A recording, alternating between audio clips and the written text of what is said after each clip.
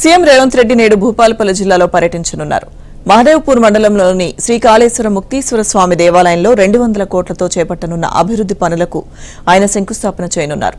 సరస్వతి అంత్య పుష్కరాలకు విడుదల చేసిన 21.50 కోట్లతో చేపట్టనున్న అభివృద్ది పనులను ప్రారంభించనున్నారు.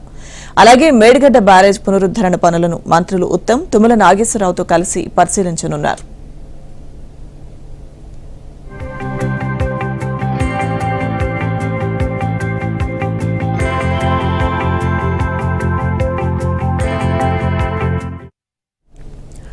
మేడిగడ్డ వద్ద మట్టి పరీక్షలు జూన్లోగా పూర్తి చేసి నవంబర్ లేదా డిసెంబర్లో పునరుద్దరణ పనులు చేపట్టాలని ప్రభుత్వం నిర్ణయించింది.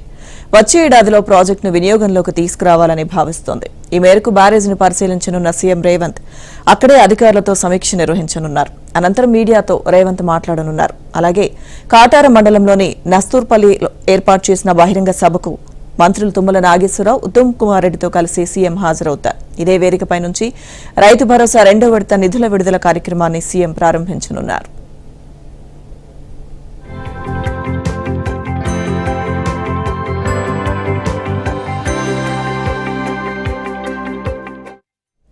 తెలంగాణలో రైతు భరోసా 2వ విడత నిధులు నేడు విడుదల కానున్నాయి. నెల రోజుల క్రితం తొలి విడతగా రాష్ట్రంలోని రైతులందరికీ 1 ఎకరం వరకు భూమికి సంబంధించిన సాయాన్ని ప్రభుత్వం అందజేసింది. ఇవాళ 2వ ఎకరానికి సంబంధించిన చెల్లింపు జరగనుంది. ఉదాహరణకు ఒక రైతుకు 1 ఎకరం 20 గుంటల భూమి ఉంటే 1 ఎకరానికి సంబంధించి గతంలోనే 6,000 సొమ్ము అందింది. మిగతా 20 గుంటల భూమికి ఇప్పుడు జమ కానుంది. 2 ఎకరాల కన్నా ఎంత ఎక్కువ భూమి ఉన్నా సదరు రైతులకు అందులో 2వ ఎకరానికి సంబంధించిన రైతు భరోసా నేడు అందనుంది. అంటే ఎకరం లోపున్న రైతులకు తొలి విడతలోనే రైతు భరోసా పూర్తయింది. 2 ఎకరాల వరకు భూమి ఉన్న వారికి ఇప్పుడు చెల్లింపు పూర్తి కానుంది. ఇదే తరహాలో విడతల వారీగా మిగతా భూములకు నిధులు ఇవ్వనున్నారు. ఈ చెల్లింపునకు సంబంధించి పట్టాదారు పాస్బుక్ ను పరిగణలోకి తీసుకుంటారు.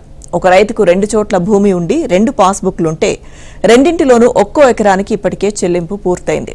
ఇప్పుడు 2వ ఎకరానికి చెల్లింపు జరగనుంది. రాష్ట్రంలో మొత్తంగా 73 లక్షల పట్టాదారు పాస్బుక్లున్నాయి.